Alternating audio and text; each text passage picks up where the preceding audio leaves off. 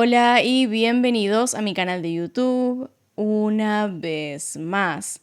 Hoy tenemos el caso de Julian Koepke, pero antes de seguir quiero agradecer al sponsor de hoy, CyberGhost VPN. Hoy por hoy tenemos herramientas que nos permiten tener una mayor seguridad respecto a lo que hacemos en línea y quienes pueden ver nuestra información. Para estas cosas contamos con servicios como CyberGhost VPN, nuestro sponsor de hoy, con quienes ya hemos trabajado en este canal. CyberGhost VPN encripta tu información para mantenerte seguro mientras navegas. Cuando usas internet, tu información siempre está expuesta a terceros, incluido tu proveedor de internet. CyberGhost VPN oculta tu dirección IP y te mantiene completamente anónimo. Este servicio es particularmente útil para proteger tus dispositivos de sitios web maliciosos y hackeos siempre que te conectes a una red Wi-Fi pública insegura, por ejemplo, en centros comerciales. Con esta VPN ya no te tenés que preocupar de que alguien robe tu información y tiene más de un uso, ya que te permite saltarte las restricciones de países a la hora de ver contenido en línea. No solo podrás ver videos de YouTube que están bloqueados en tu país, sino también acceder a diferentes y más amplios catálogos en 40 plataformas de streaming, entre las que se incluyen Netflix, Hulu y Disney Plus. Con un par de clics puedes cambiar tu ubicación a otro país y disfrutar, por ejemplo, del catálogo de Netflix de Estados Unidos, que tiene un 50% más de contenido que los catálogos de América Latina y España. CyberGhost VPN está disponible para Windows, Mac, iOS, Android, Amazon Fire Stick, Linux, Smart TVs y consolas de videojuegos. Con una única suscripción puedes conectar hasta 7 dispositivos diferentes al mismo tiempo para que puedas compartirlo con tus familiares y amigos. Si no estás satisfecho con el servicio, tenés un reembolso garantizado dentro de los primeros 45 días, por lo que no corres ningún riesgo. Con una calificación de 5 estrellas en Trustpilot y más de 38 millones de usuarios en todo el mundo, es la mejor manera de mantener tus datos seguros mientras accedes a contenido de todas partes. Así que ya seas un padre preocupado o un individuo que utiliza internet a diario, este servicio te va a servir para mantener todo aquello que querés seguro. Usando el enlace de descuento especial en la descripción de este video puedes obtener CyberGhost VPN por solo 2,3 centavos de dólar al mes y recibir un bono de 4 meses totalmente gratis. Así que muchas gracias a CyberGhost VPN por patrocinar este video. Dicho eso y dada la fecha, le quiero decir feliz Navidad a todas aquellas personas que lo celebran, pero además aclarar que si bien este caso es un poco devastador en ciertos momentos, es diferente a todas las historias que he tratado antes para los llamados especiales de Navidad. Esta vez no quería enfocarme tanto en masacres o cosas del estilo, porque realmente son horribles, sino en algo más esperanzador, podríamos decirle. Esperanzador, obviamente, dentro de todas las cosas que tuvo que vivir esta niña. Pero basta, voy a dejar de hablar y empecemos con la historia de Julian Koepke.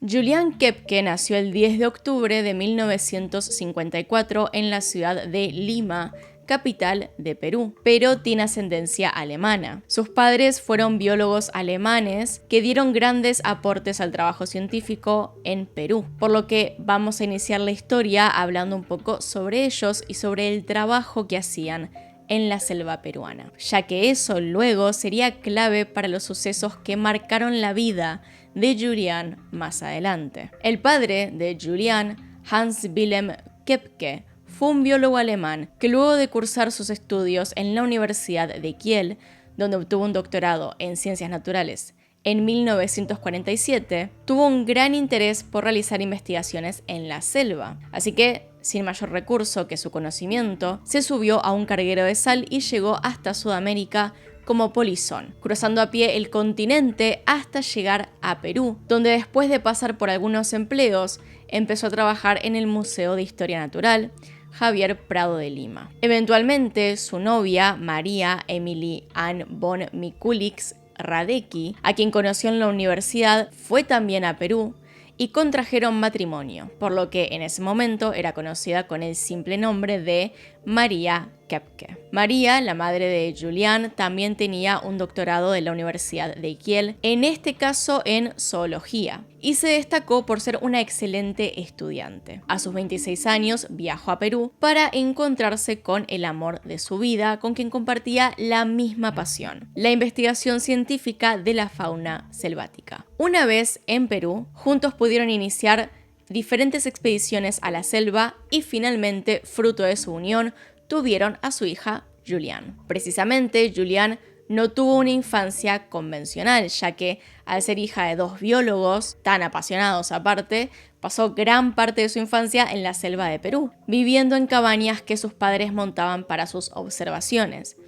Y desde una muy temprana edad tuvo un acercamiento con la fauna de la zona e incluso se hizo cargo de un pequeño tucán. Claro está, a medida que fue creciendo, Julian fue enviada a cursar sus estudios secundarios en el Colegio Peruano-Alemán Alexander von Humboldt, ubicado en Lima. Pero cada vez que volvía a la selva se sentía realmente en casa. Poco a poco las investigaciones de sus padres fueron avanzando, tanto así que en 1968, cuando Julian ya tenía 14 años de edad, lograron fundar la Estación de Investigación Biológica Panguana, cuyo objetivo era estudiar la biodiversidad de la flora y fauna de la zona, además de proteger y preservar este ecosistema. Se trata de un área de unos 13 kilómetros cuadrados ubicados en la selva baja de Perú, en la provincia de Puerto Inca, en la región Huánuco. Le pusieron Panguana en honor a una especie de perdiz característica de la región y solo se puede llegar a esta estación en barco y a pie, ya que está situada a 260 metros de altitud sobre el río Yuyapichis, afluente del río Pachitea. Estamos viendo todo esto porque deben saber que a pesar que Julian estudió la secundaria en Lima, ella viajaba cada vez que podía a la estación Panguana para estar con sus padres. Y lo que hacían era tomar un bus, ómnibus o un avión desde Lima hasta la ciudad de Pucallpa. Desde ahí emprendían un viaje, un tanto en barco, un tanto a pie, para llegar así a Panguana. Así lo hicieron frecuentemente sin mayor problema hasta que llegó el día en que todo cambió para siempre.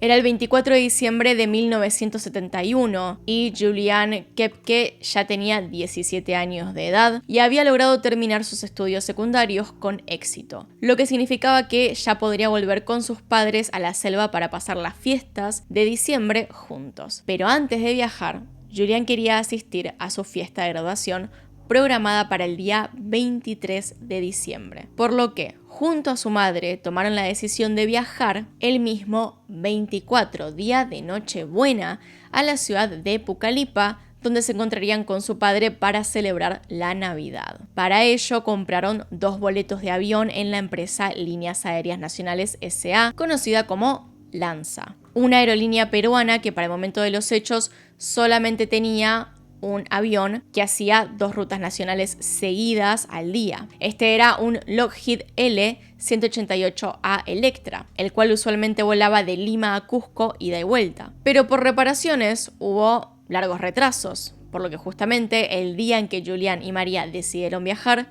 solo había un vuelo disponible de Lima a Iquitos, con una escala en Pucallpa. Como se deben imaginar, no es que tenían alguna otra opción para elegir o pensarlo un poco más o siquiera fijarse en qué avión se iban a subir, porque era 24 de diciembre, habían decidido viajar en esa fecha y por lo tanto no había otras opciones, estaba todo lleno. De todas formas, con esta decisión y teniendo los pasajes, parecía que iría todo perfecto. Sus planes de pasar las fiestas en familia iban por buen camino. Un total de 92 personas entre tripulantes y pasajeros estaban felices de saber que iban en pocas horas a reencontrarse con los suyos. Llevaban regalos, dulces y algunos panetones, que cabe aclarar, esto último es un pan dulce de origen italiano que se consume tradicionalmente por los peruanos en la Nochebuena. Se podría decir que estaban todos listos, todos esperando que este viaje no tuviera ningún inconveniente. Así fue cómo abordaron el avión para el vuelo 508 de Lanza en el Aeropuerto Internacional Jorge Chávez en Lima. Harían una escala en Pucallpa y su destino final sería Iquitos. Julián tomó su asiento en la fila 19, asiento F, junto a la ventana. Su madre viajaba a su lado en el asiento del medio. Los primeros 25 minutos del vuelo transcurrieron con normalidad. Le sirvieron un sándwich a todos los pasajeros como parte de la merienda y de pronto Julián, en esta normalidad que se produjo en el avión, decidió ver por la ventana y se percató que habían ingresado a una zona de nubes oscuras. La verdad es que esto no le preocupó tanto porque estaba acostumbrada a volar y le gustaba la experiencia,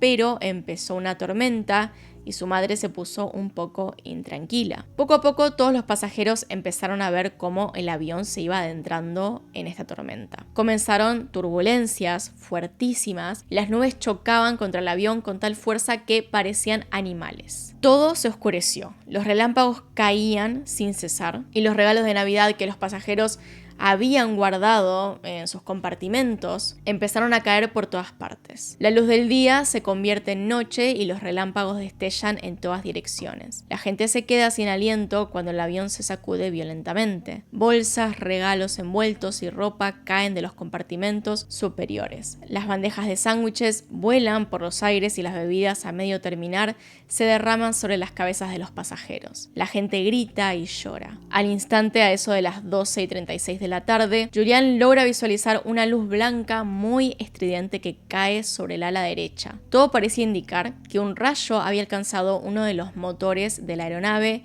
y Julián solo pudo escuchar la voz de su madre diciendo: esto es el fin. Ambas se tomaron fuertemente de la mano, esperando. Es así que comenzaron a caer en picada. Entre el caos y la desesperación, de un momento a otro, Julián estaba fuera del avión y su mano ya no sostenía la de su madre. Estaba en el aire, sola, cayendo junto con su asiento con la cabeza para abajo. El cinturón le apretaba el estómago, no podía respirar y veía cómo se acercaba a esta inmensidad verde. Ella describe un verde como brócoli. Esta era la selva que, mientras volaban, tenían abajo. Y aunque pudo observar su alrededor, no tuvo tiempo para tener miedo porque enseguida se desmayó. Luego sabríamos que Julián había caído desde una altura de 3.000 metros, que el avión se había partido en varios pedazos y que ella sería la única sobreviviente de un trágico accidente aéreo que cobró la vida de absolutamente el resto de las personas que iban con ella en el vuelo 508 de Lanza. Julián había sobrevivido,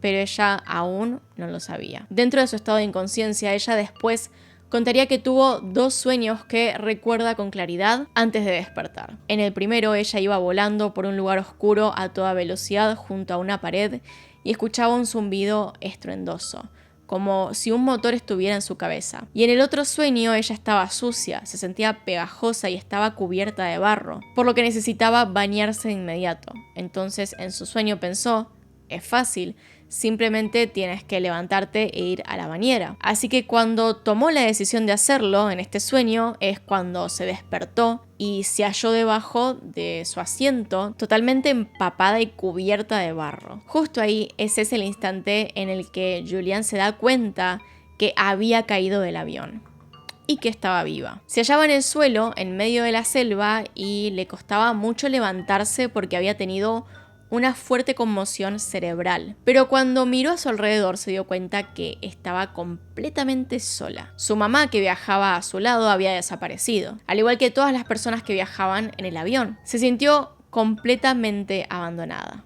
Pero pronto comenzó a analizar su cuerpo. Se dio cuenta que casi no podía ver porque su ojo izquierdo estaba completamente cerrado por la hinchazón y el derecho tenía apenas una pequeña ranura por la que podía mirar. Había perdido aparte sus lentes, solo tenía puesta una sandalia y portaba un vestido corto y ligero que iba acorde a la moda de ese entonces. Hizo un primer intento por levantarse, pero no lograba ponerse en pie, así que decidió seguir tumbada en el suelo por un rato más. hasta que logró pararse en el segundo intento. Revisó su cuerpo, ahora con mucha más calma, y se dio cuenta que tenía rota la clavícula porque un hueso estaba sobre el otro, pero no era una fractura expuesta. Y también tenía un corte profundo en la pantorrilla izquierda y un corte en el brazo derecho, que con el pasar de los días comenzaría a llenarse de gusanos. En ese momento ella no vio nada más, así que empezó a buscar a su mamá por todas partes, pero no logró encontrarla. Pronto Julian supo que tenía que sobrevivir y sus padres le habían dado el mayor de los regalos para poder hacerlo, que era el conocimiento. Para empezar, Julian logró identificar los croares de las ranas y los cantos de las aves a su alrededor y se dio cuenta que se encontraba en la misma jungla que estudiaban sus padres, así que decidió seguir adelante con la finalidad de encontrar ayuda. Ella empezó a caminar por la selva día y noche, y al cuarto día se encontró con algo que la dejó atónita. Encontró un asiento del avión con 3 personas fallecidas en él. El asiento estaba enterrado 1 metro en la tierra, por lo que tuvo que haber caído como una bala sobre la jungla, y las personas perdieron la vida de inmediato. Uno de esos cuerpos era de una mujer, y aún sabiendo que era imposible que se tratara de su madre, ya que María viajaba junto a ella, Julian se armó de valor y con una rama lentamente volteó uno de sus pies y vio que aquella mujer tenía las uñas pintadas, confirmando que no se trataba de su madre, ya que ella nunca se las pintaba. En el fondo tenía la esperanza de encontrarla, pero finalmente ese fue el único contacto que tuvo con la gente del avión. Lo único que pudo rescatar de aquel lugar fue una bolsa de caramelos y un panetón, que tuvo que dejar porque al comerlo se dio cuenta que estaba lleno de barro. En ese instante también se dio cuenta de algo. Empezó a prestarle atención a un ruido que llevaba acompañándola todos los días, pero que nunca escuchó con detenimiento. Era el sonido del agua. Julian descubrió un pequeño arroyo y, según sus propias palabras, ese fue el momento en el que supo con claridad que para salir de la selva tenía que seguir el curso del agua. Sabía que el cauce de ese arroyuelo desembocaría en un cauce más grande que le llevaría ayuda. Es así que comenzó a recorrerlo hasta que llegó al río Yemonia, característico por estar rodeado de caña brava, pero inmediatamente se dio cuenta que este río no era navegable y que ahí no encontraría a nadie. A la par se dio cuenta que los aviones y helicópteros que veía constantemente en el cielo poco a poco dejaron de aparecer. Lo que pasaba es que ella los veía y trató muchas veces de llamar su atención, pero era imposible. La espesa vegetación de la selva la mantenía oculta, al igual que los restos del avión que no podían ser encontrados desde el aire. Para este punto, la herida que tenía en su brazo era su más grande preocupación porque estaba llena de huevos de mosca y las larvas, que ya tenían 1 centímetro de longitud, habían carcomido su brazo, dejando un agujero del tamaño de una moneda. Julian recorrió el río Yemonia, mayormente nadando o dejándose llevar por la corriente. El lugar estaba lleno de cocodrilos agrupados de a 2 o de a 3. Y cuando veían que ella se acercaba, se zambullían en el agua. Pero Julian no hacía nada, se mantenía flotando porque sus padres le enseñaron en la estación Panguana que los cocodrilos no significaban gran peligro, sino que mucho más peligrosas eran las pastinacas, una especie de raya de río con un aguijón venenoso que, de haberle picado, no hubiese vivido para contarlo. Un detalle que también hay que mencionar es que todo este recorrido Julian lo hizo aferrándose a la única sandalia que le quedaba. La usaba precisamente para dar pasos firmes, procurando no encontrarse con una de las mencionadas criaturas. El clima también era un factor importante para Julian. A menudo llovía toda la noche y a pesar de que trataba de protegerse con hojas de gran tamaño, estas no servían de nada porque ella sentía que las gotas de lluvia heladas se le clavaban como agujas en la piel. Y cuando no llovía, los mosquitos eran el verdadero infierno. Ella siguió su recorrido por un total de 10 días, completamente debilitada y con una apatía que iba en aumento. Solo se alimentó de los caramelos que encontró porque prefirió mantenerse alejada de los frutos que no conocía, hasta que esa noche, en la 10ª, encontró un banco de arena y decidió descansar en él. Dio unas miradas alrededor con la esperanza de encontrar algún rastro de contacto humano, pero aparentemente por el cansancio no notó algo que estuvo allí desde que llegó a esa área y que solo pudo ver al despertar. un bote. Al principio pensó que estaba alucinando, pero se acercó lentamente, tocó el bote y se dio cuenta que era real. Buscó en los alrededores si estaban los propietarios, pero no vio a nadie. En cambio, a un lado del río descubrió un pequeño sendero que tampoco había visto antes de quedarse dormida. Este se dirigía hasta una pequeña chocita que aparentemente era usada como estancia provisional por algunos pescadores de la zona. Tenía un pequeño techo y debajo de este había un motor cubierto por una lona de plástico y una lata de combustible. De inmediato ella recordó algo que había hecho su padre. Una vez utilizó un poco de combustible para desinfectar la herida de un perro que tenían, así que decidió verter un poco en la herida que tenía en su brazo, que estaba en ese momento todavía cubierta de huevos. El dolor era intenso porque los gusanos intentaban entrar más en la herida. Saqué unos 30 gusanos y me sentí muy orgullosa de mí misma. Decidí pasar la noche allí. Julian decidió quedarse en ese lugar para pasar la noche y en el transcurso su hambre era tal que pasó horas tratando de atrapar unas ranas que estaban a su alrededor. Ella sabía que eran venenosas, pero no le importaba. Sabía que su veneno no era mortal, pero de haber logrado comer alguna en su estado podría haber sido fatal. A la mañana siguiente,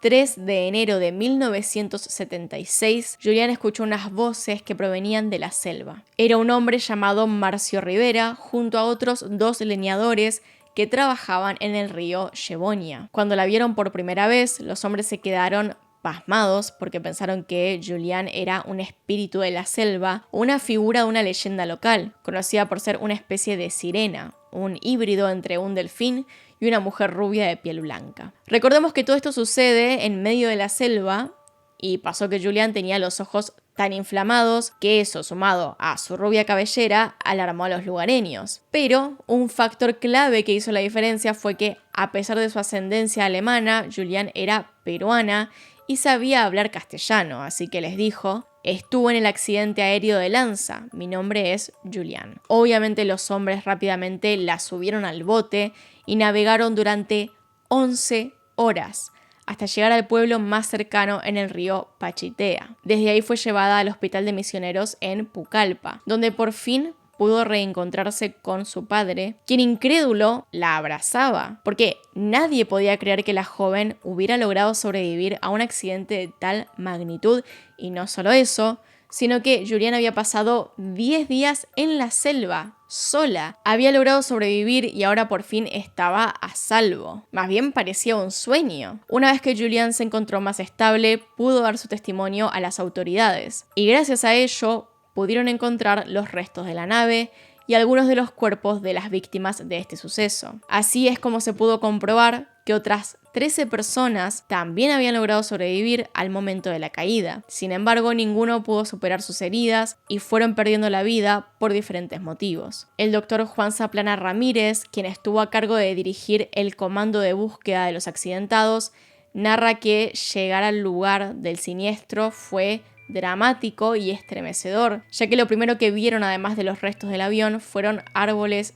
llenos de las pertenencias de los pasajeros, valijas abiertas y regalos colgando de las ramas, como si fuese, según sus propias palabras, un triste y fatídico árbol de Navidad para aquellas personas que nunca pudieron reencontrarse con los suyos. En Pucallpa se encuentran enterradas más de 60 víctimas del accidente, cuyos restos pudieron ser recuperados de la selva, y en el lugar donde yacen sus cuerpos puede leerse lo siguiente: hermanos, aquí estamos reunidos por el anhelo de encontrar el calor del hogar sagrado. En la Navidad de 1971 quisimos llegar a él y en su lugar llegamos a la oscuridad eterna. Con respecto a la aerolínea Lanza, el 4 de enero de 1972, al día siguiente de haber encontrado a Julian Kepke, el gobierno de Perú revocó el certificado de operaciones de la aerolínea, la cual, dicho sea de paso, ya había cesado todas sus operaciones tras este accidente, debido a que en él se perdió su último avión disponible. Todos los demás aviones ya habían sido retirados del servicio. También se habían perdido en accidentes o habían quedado inoperables. Lanza tenía una pésima reputación. Incluso,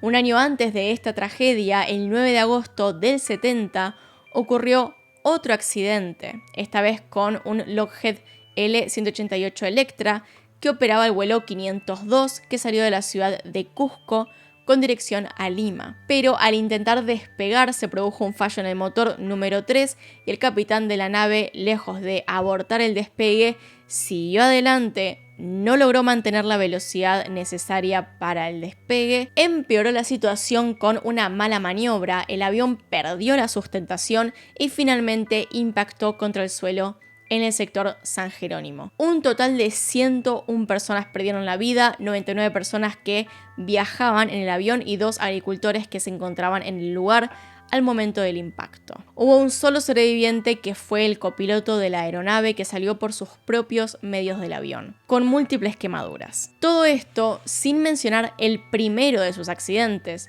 ocurrido en abril del 66, donde se perdió la vida de las 49 personas que iban a bordo. En el documental Alas de Esperanza, llamado así por ser la frase que se puede leer en el monumento de conmemoración a las víctimas, dirigido por el alemán Werner Herzog en 1998, se revela que después del accidente anterior, el vuelo 502, que ocurrió en Cusco, descubrieron que los encargados de inspeccionar el motor del avión habían sido en realidad mecánicos de motocicletas y que aparentemente los pilotos no tenían licencia para volar. Y nadie hizo nada al respecto. Es decir, no había una cosa en regla en ese avión. Y pensaban que iba a poder despegar bien. Tuvieron que ocurrir 3 tragedias para que finalmente se les revocaran todos los certificados y la oportunidad de volar. Una vez que Julian Koepke se recuperó por completo, regresó a Alemania con su padre, donde decidió estudiar biología y zoología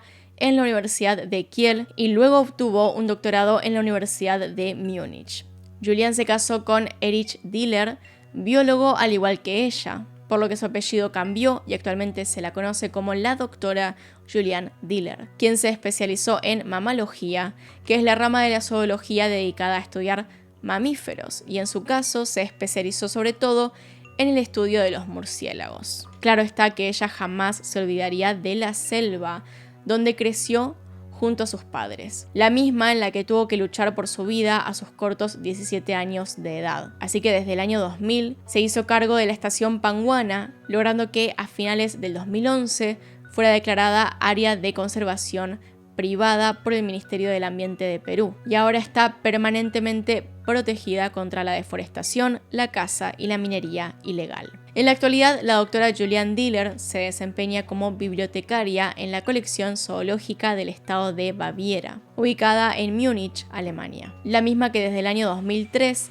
tiene una cooperación científica con el Museo de Historia Natural de la Universidad Nacional Mayor de San Marcos en Lima, Perú. En Panguana tiene todo un equipo de trabajo que se queda a cargo cuando ella no se encuentra en el país. Incluso en el año 2019, Julian Koepke, como se la conoce aún en Perú, fue condecorada con la Orden al Mérito por servicios distinguidos en el grado de Gran Oficial en reconocimiento de su destacada trayectoria académica y científica, sus importantes aportes a la biología y sus reconocidas investigaciones sobre la flora y fauna de la Amazona peruana, además de haber contribuido a la mejora de la calidad de vida de las comunidades ayanincas que habitan en la zona donde se encuentra Panguana. Y finalmente, la pregunta que muchos hicieron cuando ocurrió el accidente: ¿cómo es que pudo sobrevivir Julian Koepke a una caída de 3.000 metros en medio de la selva? Julian se ha hecho esta pregunta en varias ocasiones ella misma, y ahora que tiene todos los estudios y bases científicas para poder obtener una respuesta, ha planteado 3 posibles explicaciones. La primera habla sobre fuerzas ascendentes en las nubes de tormenta. Ella indica que en ocasiones, en acumulaciones de nubes muy grandes, se generan dramáticos vientos que llevan con fuerza todo hacia arriba, por lo que es posible que esto haya reducido la velocidad de su caída. La segunda sería girar en espiral al momento de la caída. Julian cayó del avión sujeta a su fila de asientos porque se colocó correctamente el cinturón de seguridad. Ella explica que durante el poco tiempo que tuvo de conciencia mientras caía en el aire, recuerda que veía cómo la selva giraba como trompo debajo de ella, lo que quiere decir que probablemente haya caído como una semilla de arce que por si no las vieron, giran como helicópteros en el aire, haciendo que su caída sea mucho más lenta. La tercera tiene que ver con los árboles altos entrelazados con vides que pudieron haber amortiguado la caída. El comando de búsqueda que encontró el asiento en el cual había viajado Julian le contó que cuando llegaron a la zona, los árboles estaban cubiertos y unidos por una red de lianas muy densa, cosa que probablemente suavizó el impacto de su caída. Así que puede ser alguna de estas opciones o pueden ser las tres juntas. Obviamente esta no es una historia que suceda todos los días, no solo por la magnitud del trágico accidente, sino por el hecho de que Julian sobrevivió a una caída de más de 3.000 metros y aparte, a pesar de haber perdido a su madre, de encontrarse sola y en un estado físico y mental bastante debilitados, sobrevivió 10 días en medio de la selva buscando activamente un rescate. Por lo que esta historia rápidamente fue llevada a la pantalla grande, con la película Miracles Still Happen, dirigida por Giuseppe Maria Scotese y estrenada en 1974, producción con la que, dicho sea de paso, Julian no está tan de acuerdo porque la muestran enfrentándose a cocodrilos, jaguares y toda clase de criaturas peligrosas, cuando lo que vivió, si bien fueron cosas duras, fueron también muy diferentes debido al conocimiento que ella había obtenido de sus padres. En 2011, Julian publicó un libro llamado Cuando caí del cielo, en donde cuenta con sus propias palabras todo lo que vivió en la selva. También mencionamos antes el documental Alas de Esperanza de 1998, en donde Julian se dedica a recorrer en compañía de su esposo y el director del film la zona donde cayó el avión, donde también logran encontrar algunos escombros y partes del mismo, y Julian va contando de esta manera cada una de sus vivencias. Está disponible en YouTube por si quieren verlo. Como dato adicional, un mes antes del rodaje de este documental, Marcio Rivera, uno de los hombres que encontró a Julian, fue a buscar restos del bote donde la encontró para poder mostrárselos, pero casi pierde la vida porque pisó sin querer una raya de río. Estuvo un total de 3 días al borde de la muerte sobre un banco de arena hasta que pasó un bote que no quiso recogerlo porque no tenía dinero para pagarles, así que a cambio les dio su escopeta. Cuando comenzaron a grabar el documental, Julian buscó al hombre que tenía el arma, se la compró y se la devolvió a Marcio. Y es así que llegamos al final de la historia. Este fue el caso de Julian Koepke. De vuelta, agradecerle al sponsor de este video, CyberGhost VPN. Ya saben que tienen el link en la descripción para ir a la oferta especial. Si quieren una forma segura de viajar por internet, vayan a descargarse la aplicación. Acá están los Patreons y los miembros del canal. Gracias por apoyarme a través de esos medios. De vuelta, a aquellas personas que lo festejan, feliz Navidad. Y sin nada más que decir, acá tiene un video nuevo, acá tiene un video recomendado. Se pueden suscribir haciendo clic en mi cara y nos vemos en otro video. Adiós.